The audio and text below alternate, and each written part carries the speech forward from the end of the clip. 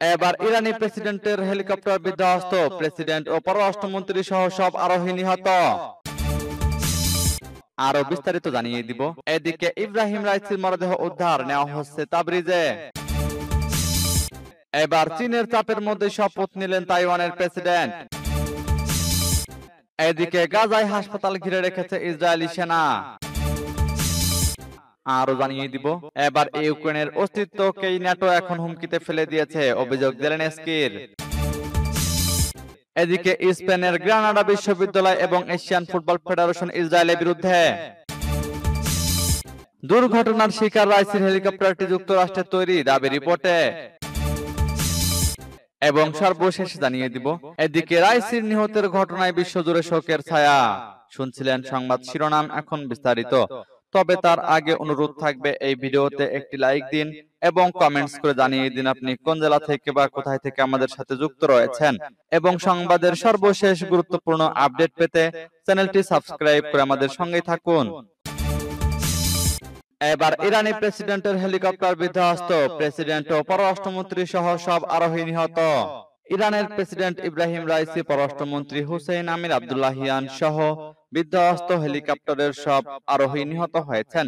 ইরানের এক জ্যেষ্ঠ কর্মকর্তা সোমবার বার্তা সংস্থা রয়টার্সকে এ তথ্য জানিয়েছেন।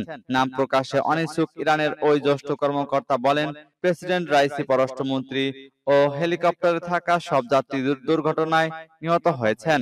ইরানের আধা সরকারি বার্তা সংস্থা মেহর নিউজও একই তথ্য নিশ্চিত করেছে। খবরে বলা হয়, ইসলামী প্রজাতন্ত্র ইরানের প্রেসিডেন্ট ইব্রাহিম রাইসি দেশের জনগণের জন্য দায়িত্ব পালনকালে দুর্ঘটনার শিকার হন। তিনি শহীদ হয়েছেন। হেলিকপ্টারে থাকা পররাষ্ট্রমন্ত্রী হুসেইন আমির আব্দুল্লাহিয়ান সহ অন্য আরোহীদের সবাই শহীদ হয়েছেন। এর আগে ইরানের এক কর্মকর্তা বার্তা সংস্থা রয়টার্সকে বলেন, বিধ্বস্ত হেলিকপ্টারটি পুরোপুরি পুড়ে গেছে। গতকাল রোববার ইরানের পূর্ব আজারবাইজান প্রদেশের জোলফা এলাকার কাছে হেলিকপ্টার দুর্ঘটনাটি ঘটে। হেলিকপ্টারে ইরানের প্রেসিডেন্ট, পররাষ্ট্রমন্ত্রী ছাড়াও কয়েকজন জ্যেষ্ঠ কর্মকর্তা ছিলেন। এদিকে ইব্রাহিম রাইসির মরদেহ উদ্ধার, নেওয়া হচ্ছে তাবরিজে। হেলিকপ্টার বিধ্বস্ত হয়ে নিহত প্রেসিডেন্ট ইব্রাহিম রাইসি ও তার সহযাত্রীদের মরদেহ উদ্ধার করা হয়েছে। তাদের মরদেহ তাবরিজ শহরে পাঠানো হচ্ছে। সোমবার টেলিভিশনে সম্প্রচারিত এক মন্তব্যে ইরানের রেড ক্রিসেন্ট সোসাইটির প্রধান পীর হুসেইন কলিভান্দো এ তথ্য জানিয়েছেন। তিনি বলেন, মরদেহ উদ্ধার হওয়ার পরে ব্যাপক তল্লাশি ও উদ্ধার অভিযান সমাপ্তির ঘোষণা করা হয়েছে। রেড ক্রিসেন্ট প্রধান পীর হোসেন কলিভান্দো রাষ্ট্রীয় টিভিকে জানান, আমরা নিহতদের মরদেহ তাবরিজে স্থানান্তরের কাজ শুরু করেছি। উদ্ধার কার্যক্রম শেষ হয়েছে। হেলিকপ্টারে প্রেসিডেন্ট রাইসি ছাড়াও পররাষ্ট্রমন্ত্রী হুসেইন আমির আব্দুল্লাহিয়ান, পূর্ব আজারবাইজান প্রদেশের গভর্নর মালেক রাহমাতি এবং এই প্রদেশে ইরানের সর্বোচ্চ নেতার মুখপাত্র আয়াতুল্লাহ মুহাম্মদ আলী আল হাশেম ছিলেন। আজারবাইজানে একটি জলাধার প্রকল্প উদ্বোধনের পর পূর্ব আজারবাইজান প্রদেশের রাজধানী তাবরিজে ফিরছিলেন তারা। গতকাল আজারবাইজানের সীমান্তবর্তী এলাকায় দুই দেশের যৌথভাবে নির্মিত একটি বাঁধ উদ্বোধন করতে যান ইব্রাহিম রাইসি। সেখানে আজারবাইজানের প্রেসিডেন্ট ইলহাম আলিয়েভও ছিলেন। সেখান থেকে 3টি হেলিকপ্টারের বহর নিয়ে ইরানের পূর্ব আজারবাইজান প্রদেশের রাজধানী তাবরিজে ফিরছিলেন ইব্রাহিম রাইসি ও তার সঙ্গে থাকা অন্য কর্মকর্তারা। পথে পূর্ব আজারবাইজানের জোলফা এলাকার কাছে দুর্গম পাহাড়ে প্রেসিডেন্টকে বহনকারী হেলিকপ্টারটি বিধ্বস্ত হয়। অন্য দুটি হেলিকপ্টার নিরাপদে গন্তব্যে পৌঁছায়। এবার চীনের চাপের মধ্যেই শপথ নিলেন তাইওয়ানের প্রেসিডেন্ট। তাইওয়ানের উপর চীনের ক্রমবর্ধমান সামরিক চাপের মধ্যেই আজ সোমবার শপথ নেন তিনি। তাইওয়ানকে নিজেদের ভূখণ্ডের অংশ বলে দাবি করে থাকে চীন। 64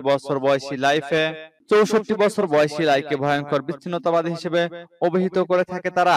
বিদায়ী প্রেসিডেন্ট সাই ইং-ওয়েনের স্থলাভিষিক্ত হয়েছেন লাই।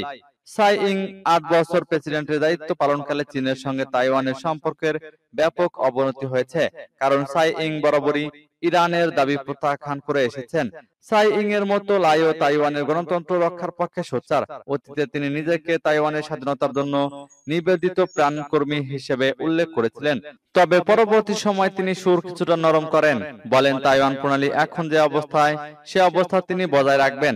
এর মানে হলো তাইওয়ানের সার্বভৌমত্বের সুরক্ষা নিশ্চিত করা হবে, কিন্তু আনুষ্ঠানিক স্বাধীনতা ঘোষণা করা হবে না। আজ তাইপেতে জাপানি ঔপনিবেশিক যুগে নির্মিত প্রেসিডেন্ট কার্যালয় ভবনে শপথ অনুষ্ঠান হয়। লাইভ প্রেসিডেন্ট হিসেবে শপথ নেওয়ার পরপরই তার ভাইস প্রেসিডেন্ট শাও বাই কিমো শপথ নেন।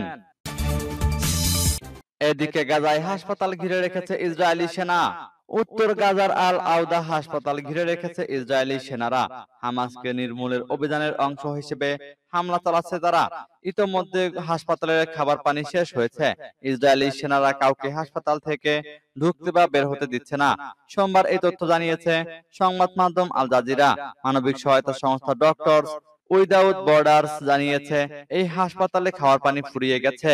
পার্শ্ববর্তী জাবালিয়া শরণার্থী শিবিরে শনিবার ইসরায়েল বিমান হামলা চালানোর পর অন্তত 34 জন আহত রোগী এখানে চিকিৎসা নিতে আসেন।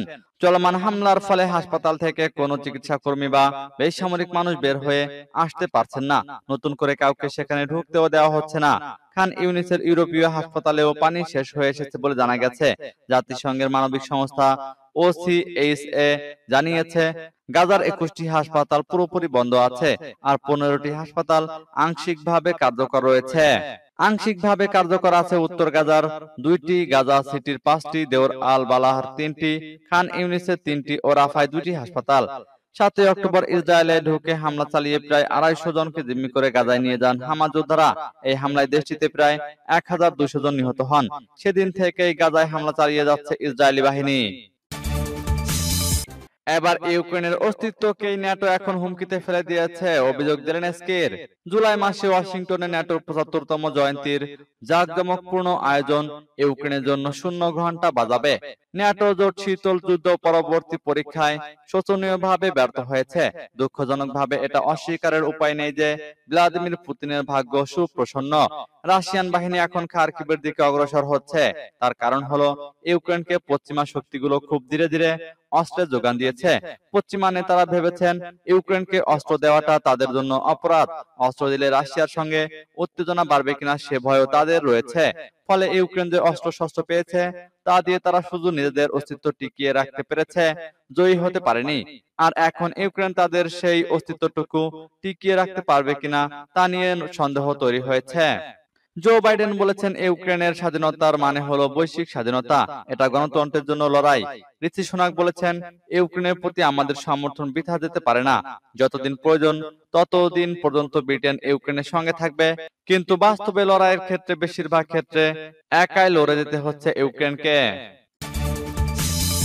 এদিকে স্পেনের গ্রানাডা বিশ্ববিদ্যালয় এবং এশিয়ান ফুটবল ফেডারেশন ইসরায়েলের বিরুদ্ধে। স্প্যানিশ ইউনিভার্সিটি অব গ্রানাডা এবং বিবৃতিতে ঘোষণা করেছে যে ইসরায়েলের সাথে তাদের বৈজ্ঞানিক ও প্রযুক্তিগত সহযোগিতা বন্ধ করে দেওয়া হয়েছে। এছাড়াও এশিয়ান ফুটবল কনফেডারেশন ইসরায়েলকে বয়কট করার ফিলিস্তিনি প্রস্তাবকে সমর্থন করেছে।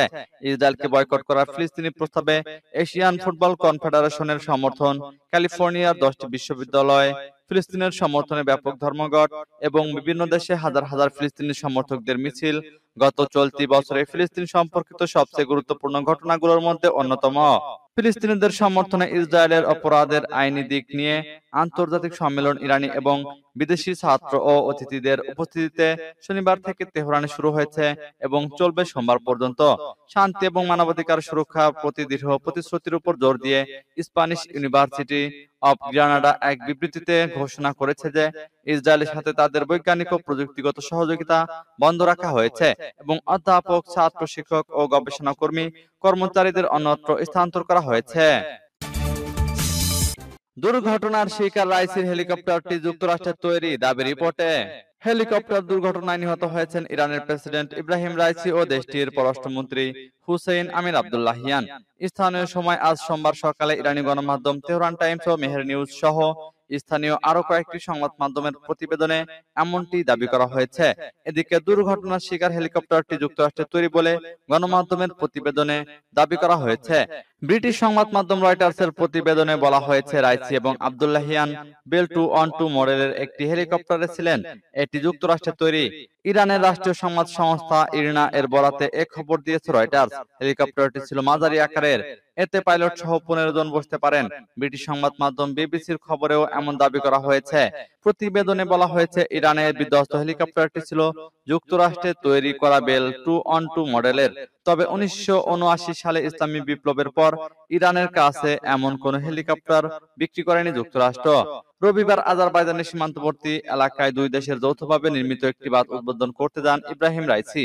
সেখানে আজারবাইজানের প্রেসিডেন্ট ইলহাম আলিয়েভও ছিলেন। সেখান থেকে 3টি হেলিকপ্টারের বহর নিয়ে ইরানের পূর্ব আজারবাইজান প্রদেশের রাজধানী তাবরিজে ফিরছিলেন ইব্রাহিম রাইসি ও তার সঙ্গে থাকা অন্য কর্মকর্তারা। এদিকে রাইসির নিহতের ঘটনায় বিশ্বজুড়ে শোকের ছায়া। ইরানের প্রেসিডেন্ট ও পররাষ্ট্রমন্ত্রী নিহতের ঘটনায় ইরান জুড়ে নেমে এসেছে শোকের ছায়া। তবে জনগণকে উদ্বিগ্ন না হওয়ার আশ্বাস দিয়েছেন ইরানের সর্বোচ্চ ধর্মীয় নেতা আয়াতুল্লাহ আলী খামেনি। ইরানের সঙ্গে একাত্মতা প্রকাশ করেছে মধ্যপ্রাচ্যের দেশগুলো। শোক জানিয়েছে ভারত, রাশিয়া, ভেনেজুয়েলা সহ অন্য দেশ। ইরানের প্রেসিডেন্ট ইব্রাহিম রাইসিকে আয়াতুল্লাহ আলী খামেনির সম্ভাব্য উত্তরসূরি হিসেবে দেখা হতো। আর তার মৃত্যুতে গভীর শোক জানিয়েছে ইরাকের প্রধানমন্ত্রী মোহাম্মদ শিয়া আল সুদানি। এক বিবৃতিতে তিনি জানিয়েছেন, দুর্ভাগ্যজনকভাবে বিমান দুর্ঘটনায় ইরানের প্রেসিডেন্ট, পররাষ্ট্রমন্ত্রী তাদের সঙ্গীদের মৃত্যুর সংবাদ পেয়েছি। দেশটির সর্বোচ্চ নেতা আয়াতুল্লাহ আলী খামেনি, তার সরকার ও জনগণের প্রতি আমাদের আন্তরিক সমবেদনা ও সহানুভূতি প্রকাশ করছি। ইরানের সরকার ও জনগণের প্রতি গভীর সমবেদনা ও সংহতি জানিয়েছে ফিলিস্তিনের সশস্ত্র স্বাধীনতাকামী সংগঠন হামাস। গভীর শোক জানিয়েছেন ইয়েমেনের হুতি সুপ্রিম রেভলিউশনারি কমিটির প্রধান মোহাম্মদ আলী আল হুতি। সামাজিক যোগাযোগ মাধ্যম এক্সে দেওয়া এক পোস্টে তিনি বলেছেন, ইরানের জনগণ, তাদের নেতৃত্ব ও রাইসি ও তার নিহত সহযোদ্ধাদের পরিবারের প্রতি গভীর সমবেদনা জানাচ্ছি। তাদের পরিবারকে ধৈর্য ও সান্ত্বনা দেওয়ার জন্য আল্লাহর কাছে প্রার্থনা করি। ইরান ও দেশটির সর্বোচ্চ নেতা আলী খামেনির প্রতি সমবেদনা জানিয়েছেন ভেনেজুয়েলার প্রেসিডেন্ট নিকোলাস মাদুরো। সামাজিক যোগাযোগ মাধ্যমে তিনি লিখেছেন, ভেনেজুয়েলার নিঃশর্ত বন্ধু ছিলেন রাইসি। মস্কোয় ইরানের রাষ্ট্রদূত কাজেম জালালির সাথে সাক্ষাৎ করেছেন রাশিয়ার প্রেসিডেন্ট ভ্লাদিমির পুতিন। এছাড়াও ইরানের প্রেসিডেন্ট ও রাষ্ট্রপতির মৃত্যুতে শোক